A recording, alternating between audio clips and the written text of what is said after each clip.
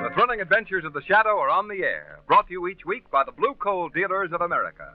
These dramatizations are designed to demonstrate forcibly to old and young alike that crime does not pay. Before the Shadow starts today's adventure, time out for a little memory test. How many of you remember this old rhyme? The north wind doth blow, and we shall have snow. And what will you householders do then? Well, if you're wise, you'll be prepared for that emergency with a bin filled with blue coal. For blue coal gives you clean, radiant warmth that's not to be sneezed at. Yes, there's less chance of head colds and chest colds alike when your home is healthfully, evenly heated with blue coal. Phone your neighborhood dealer tomorrow. He'll show you the easy, economical way to heat your home. The Shadow, mysterious character who aids the forces of law and order, is in reality Lamont Cranston, wealthy young man about town. As the Shadow, Cranston is gifted with hypnotic power to cloud men's minds so that they cannot see him. Cranston's friend and companion, the lovely Margot Lane, is the only person who knows to whom the voice of the invisible Shadow belongs. Today's story, The Chess Club Murders.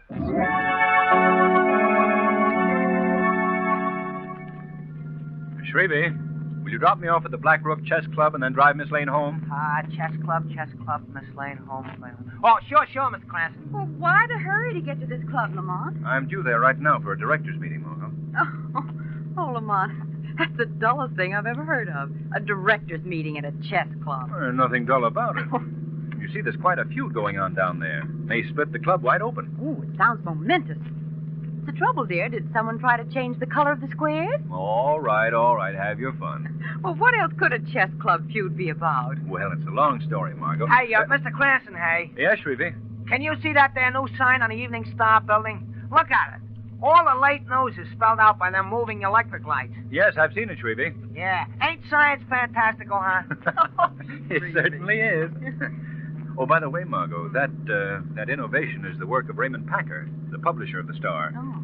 He's one of my opponents in the chess club feud. He's the leader of the faction that wants Lamont, to have... look. Huh? That sign is spelling out something about the chess club. What? Why, so it is. Slow down, Shrevey. Yes, sir. Judge Harold Walker, president of the Black Roof Chess Club, was just this minute found in the library of the club, murdered. Shrevey, take me to the chess club at once.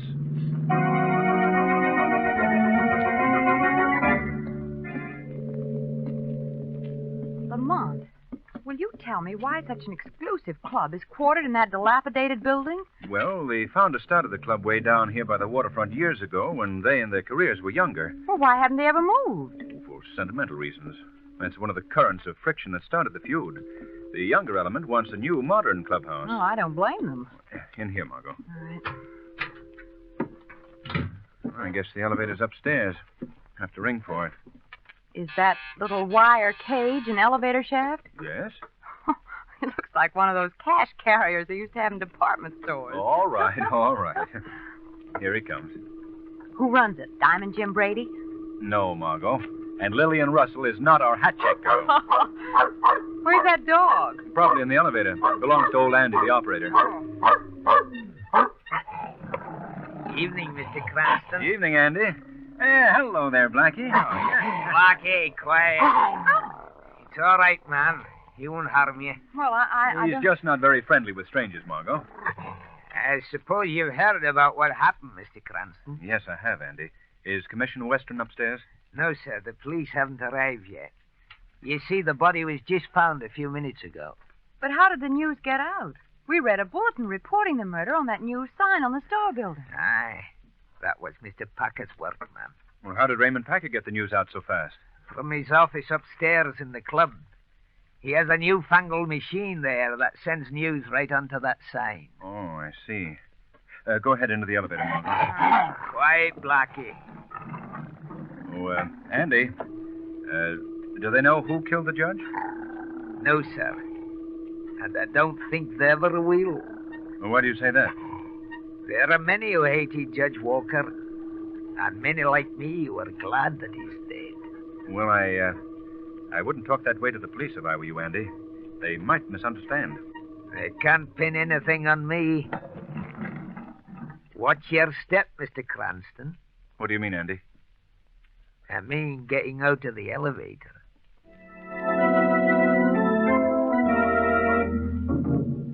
Cranston. Cranston. Oh, hello, Packer. You know Miss Lane? Oh, yes. How are you? How do you do? Where's the body? In the library. Dr. Latham, the medical examiner, was in the club when the judge was found dead. He's in there with him now. Who discovered the murder? Robert Dowd. He found the judge seated in his usual chair. A bullet had pierced his temple. Obviously, the killer used a silencer. Oh. Have you seen the corpse? Why, sure. I even took pictures. That was very ethical. Now, listen, Cranston, as owner of the Star Bulletin, I'm a newspaper man first, last, and always. Even though this is my club, my work is my first consideration. Where's Robert Dowd now? In my office. Say, you haven't seen my new setup here, have you? You mean this news machine of yours? Yes. Come on, here, take a look at it. Have you met Robert Dowd, Miss Lane? No, how do you do? How do you do? Hello, Mr. Dowd. How do you do, Mr. Cranston? Yeah, now take a look at the setup. A wire service from all the leading news agencies, a stock ticker, and my pride and joy, the news machines. Well, it looks like a large typewriter. Well, that's the baby I scooped the town with on the murder story. I typed it directly onto the news belt that encircles my building. Oh, remarkable. Mr. Dowd, I understand you discovered Judge Walker's body. Yes, that's right. Do you know when he was last seen alive? Yes, about an hour ago. He'd been playing chess with John Lord. Oh, I see. Is Lord still in the club? I believe he is. He's not only in the club, but tomorrow morning he's going to be on the front page of my newspaper as well. Listen to my story for the morning edition. I just dictated it into this machine. According to a statement made last night by Commissioner Weston, John Lord, who was the last person to see Judge Walker alive, will be held for questioning by the police. Well, there you are. Packer, you can't print a story like that. Why not, Mr. Dowd? It's unfair. The commissioner hasn't even arrived here yet. Why, everyone in this club knows that Judge Walker and John Lord cordially hated each other, even though they still met over chessboard. Does that justify your printing an accusation like that? It's news, isn't it? Packer, are you going to crucify an old man just for an exclusive story? Listen, I'm convinced that John Lord knows all about Judge Walker's death. Excuse me. Oh, hello, Dr. Latham. Have you finished examining Judge Walker? Yes. Packer, what were you just saying about John Lord? I believe, Dr. Latham, that he's implicated in Judge Walker's death. But I'm afraid you're wrong. What do you mean, Doctor? John Lord was just found dead, stabbed through the heart.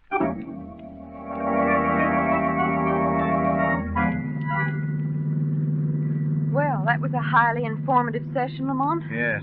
2 men murdered, and any one of 50 club members could have committed the crime. Make that 51, Margot. Why? What do you mean? Old Andy, the elevator man, is eligible for that list. Well, Lamont, do you seriously suspect old Andy of being the murderer?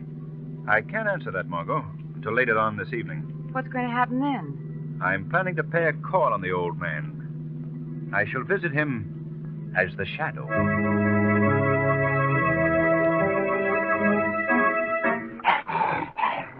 Blackie, what's the matter, boy? What is it?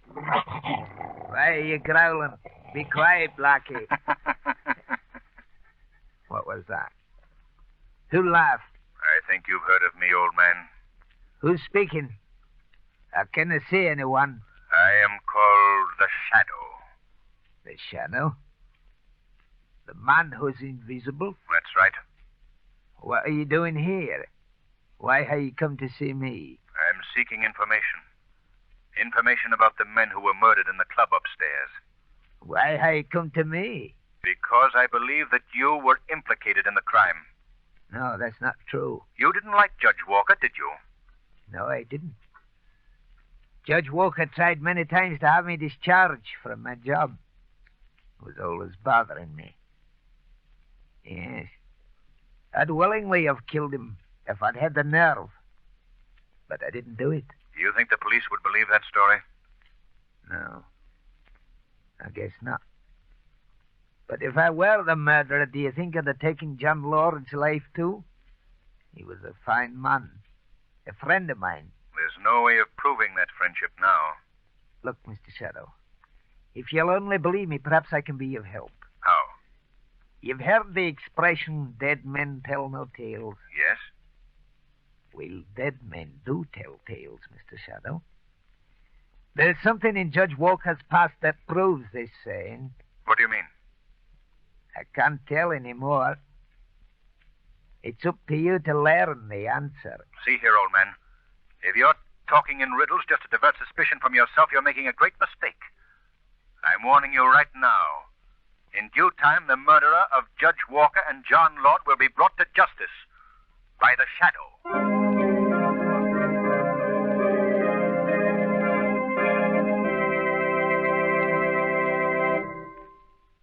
More from the Shadow in just a moment. But first, remember the old saying, an apple a day keeps the doctor away? Well, nowadays, there's a new saying. The blue coal way keeps the doctor away. And that's not the least bit surprising either.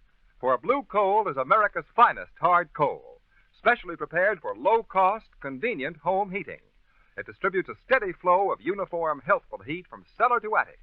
Yes, an even-burning, long-lasting blue coal fire in your furnace is your best safeguard against winter colds caused by drafty floors and chilly, underheated rooms. So keep the doctor away the blue coal way. And when you phone in your order, be sure to ask your dealer about a blue coal heat regulator. He'll be happy to give you a free demonstration of this efficient, modern thermostat that opens and closes dampers automatically and saves you money by saving fuel. His name is listed in the Where to Buy It section of your classified telephone directory under the words Blue Coal. Consider health, economy, and comfort. Phone your neighborhood blue coal dealer tomorrow. And now, we return to our drama.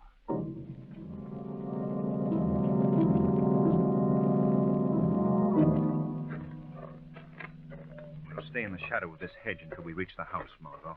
Is there anyone living here now, Lamont? I don't believe so. Judge Walker had no family. He lived here alone. What if there's a watchman? We'll chance that. What is it you're looking for here, Lamont? I haven't the slightest idea, Margot. This whole thing may be a wild goose chase. Then we're here because old Andy remarked that you should look for something in Judge Walker's past. Exactly. And that's quite an assignment, believe me.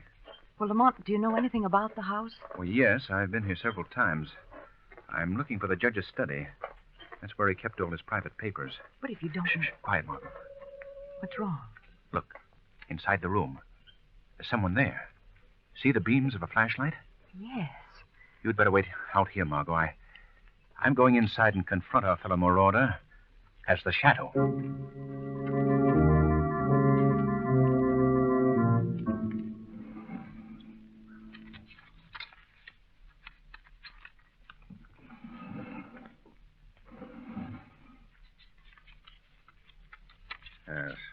Yes, this is it. Who's that? Who put on those lights?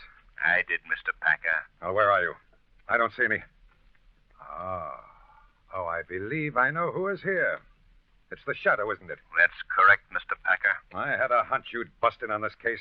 Just what are you holding behind your back, Packer? Why, it's just a book, that's all. A book? May I see it, please? Why? What interest would you have in it? The same interest that you have, Packer. I believe that we came here seeking the same objective. And that objective can only be that book.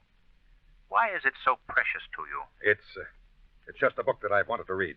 So you came here in the middle of the night to the house of a murdered man to borrow it. Is that it? Yes.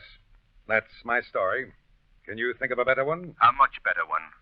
One that implicates you in the murders of Judge Walker and John Lord. Oh, no. You're shooting in the dark now, Shadow. Then how else can you explain your presence here? Line of duty. I'm a newspaper man, you know. Yes, and I also know that you'd stop at nothing to manufacture a good story, even murder. You'd have a tough job proving that. Yes, but perhaps possessing that book would help. Now, wait a minute. You can't have that. But I do have it, Mr. Packer, and I intend to keep it. I see. You think you're pretty clever, don't you, Shadow? Well, let me put you straight on one thing. What's that? I didn't kill Judge Walker, or John Lord either. But I'm going to beat you at your own game. I'm going to discover their murderer before you do, and when I do, I'll tell my readers just who I outwitted to get the story. Yes. Good night, Mr. Shadow. You'll have to work fast, Packer, very fast. Margot. Margot, are you out there? Yes, what is it, Lamont? I think I've discovered our clue. What is it? This book. I'll hand it down to you. All right. Murder on a Bet by Harold Walker. That's Judge Walker, Margot. He wrote this book many years ago. What is it about? A mystery novel, I suppose. There's no tying it in with the judge's death until we read its contents. One thing, though, old Andy may have been telling the truth when he said, dead men do tell tales.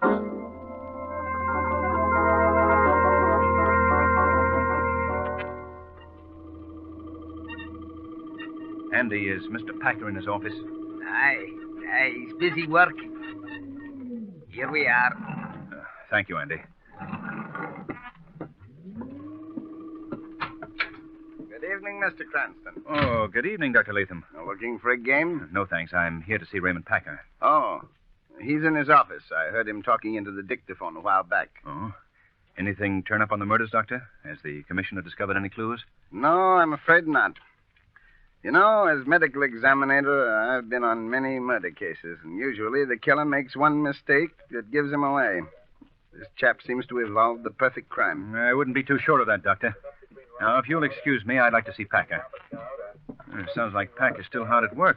Perhaps I better... Listen, Dr. Latham. Isn't he repeating the same phrase over and over? Yes, sounds that way. That isn't Packer at all. It's his dictaphone machine. What can be wrong? I don't know, but I think we should find out. Packer! Good heavens! Slumped over the desk. Packer!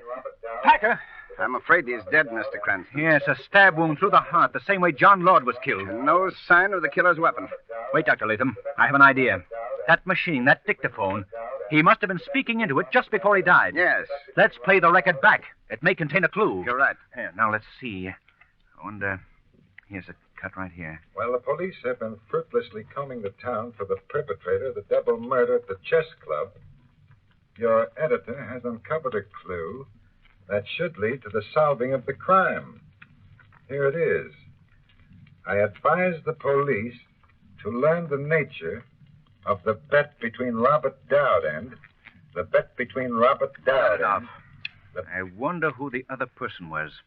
The one he was about to mention. Yes. I have a feeling, Dr. Latham, that the unnamed person is the murderer. How about Robert Dowd? He's mixed up in it, too. I think it would be worth paying a call on him at once. Yes, go ahead. I'll notify Weston. Good luck, Cranston.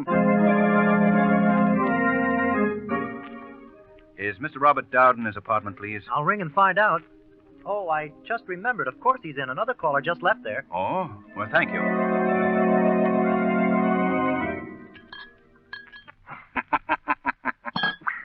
Careful of your glass, Mr. Dowd. Who's there? I see no one. Who are you? I believe you might know me as the Shadow. The Shadow. Yes.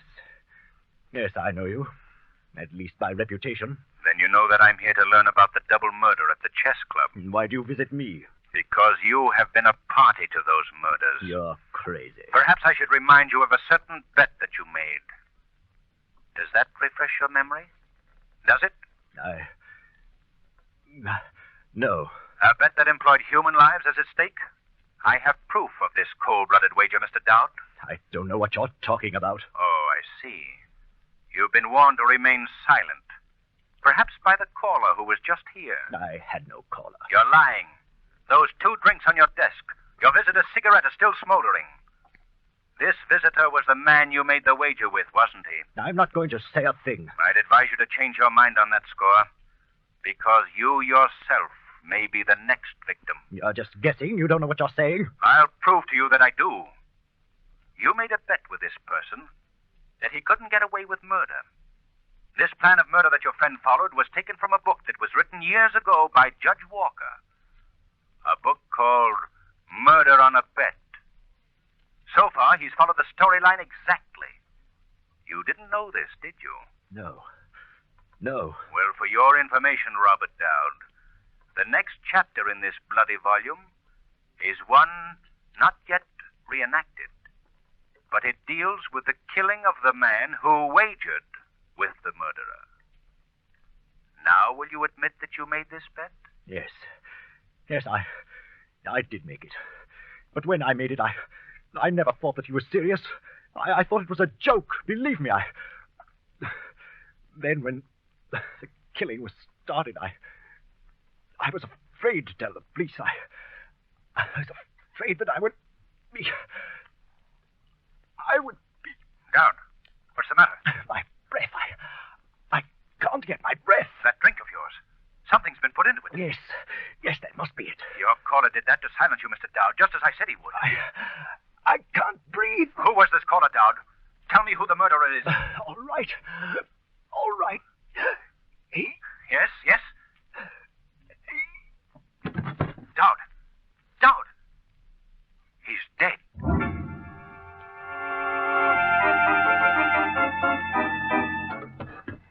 Come on, Margot. Just one more flight to the chess club. I wonder why Andy didn't answer the elevator buzzer. That's what I want to find out. Do you suppose another chapter in the book has been played? I hope not. Here we are. All right. Come on in, Margot. Lamont, the lights are out. Yes. Andy. Andy. Where are you? Andy, why don't you...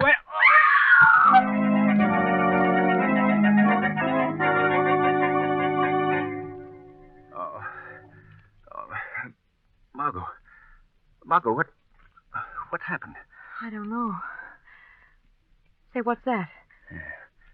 Someone's just thrown a very bright light in our eyes. But who's holding the flashlight? I can't see beyond the beam of light. Oh, wait a minute, Margot. There's a hand reaching out into the light. Yes. It's holding out a piece of paper. Why, I believe we're supposed to take it. Is that right? Is this a message for us to read?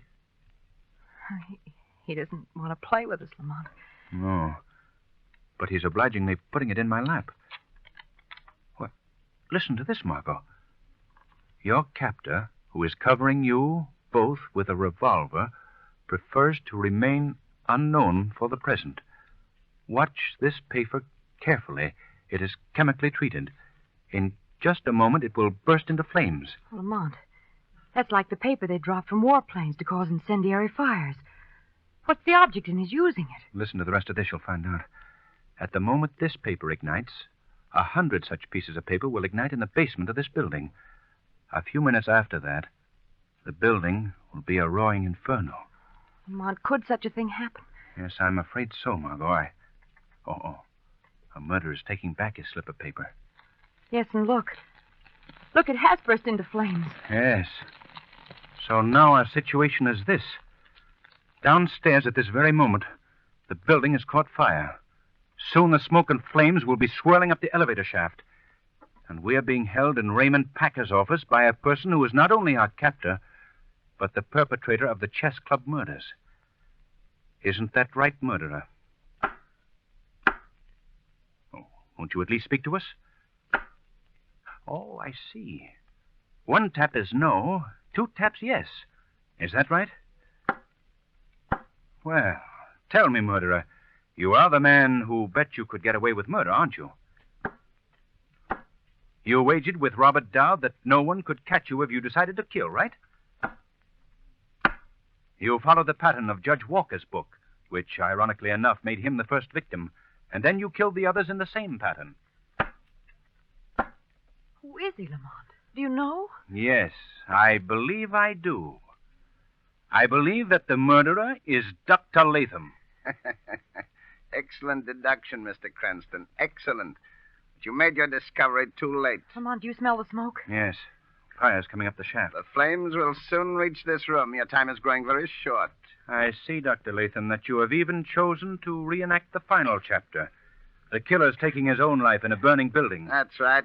Lamont, the smoke is choking me. What are you writing on that typewriter, Cranston? Just my ABCs, Doctor. Nervous habit of mine whenever I'm in a tight spot. Well, stop it. Oh, now, Doctor, you wouldn't begrudge a man who's about to die a little pleasure, would you? Stop it, I say. Oh, very well.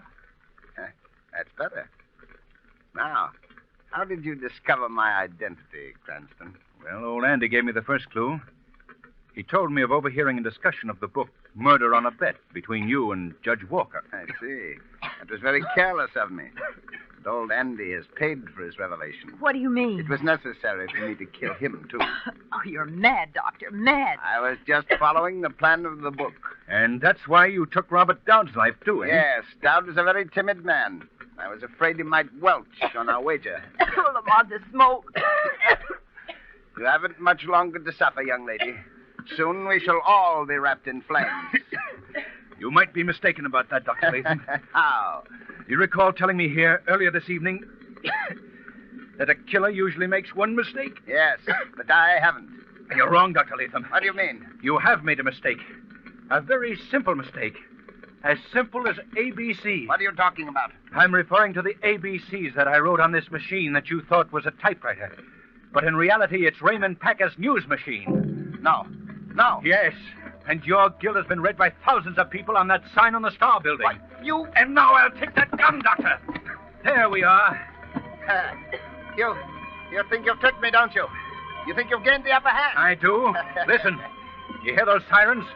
Help will soon be here, Dr. Latham. They won't get me. They won't get me, do you hear? Lamont, what's he doing? Come back, Dr. Latham. Come back. He's going out the window. Lamont! Oh, no. Margot, if we're going to get out of this trap, we'd better try to meet our rescuers halfway.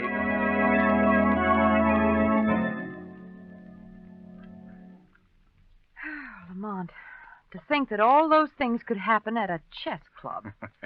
I always told you, didn't I, that it was a very exciting game? Exciting? It's a killer.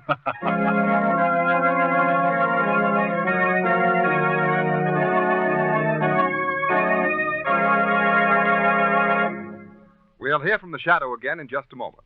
But first, we present John Barclay, America's home heating expert. Mr. Barclay. Thank you, Ken Roberts, and good evening, friends.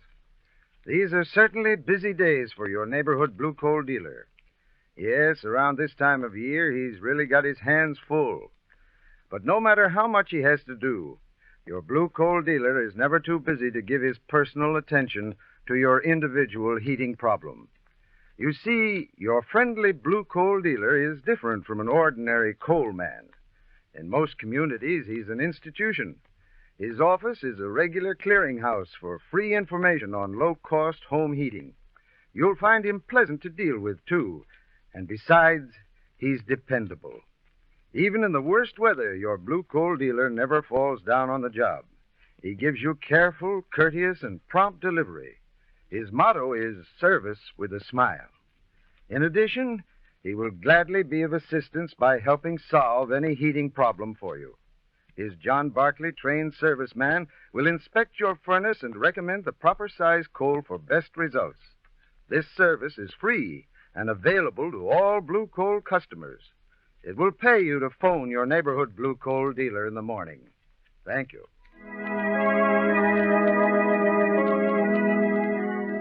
Today's program is based on a story copyrighted by the Shadow magazine. The characters, names, places, and plot are fictitious. Any similarity to persons living or dead is purely coincidental.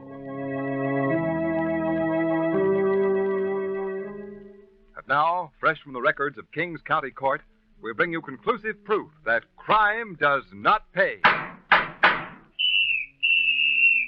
Brooklyn, New York, February 1st. George Zeitz shoots and kills Irving alias Matty Moskowitz in barbershop. Crime, murder in the first degree. Brooklyn, New York, February 19th. George Zeitz sentenced by County Judge Samuel S. Leibowitz to death in the electric chair at State's Prison during the week of March 31st. Crime does not pay. The Shadow knows. Next week, same time, same station, the Blue Coal Dealers of America bring you an adventure of the Shadow that will amaze and astound you with its daring, dramatic action. So be sure to listen. And be sure to phone your friendly Blue Coal dealer for greater heating comfort at less cost. This is Ken Roberts saying, keep the home fires burning with Blue Coal.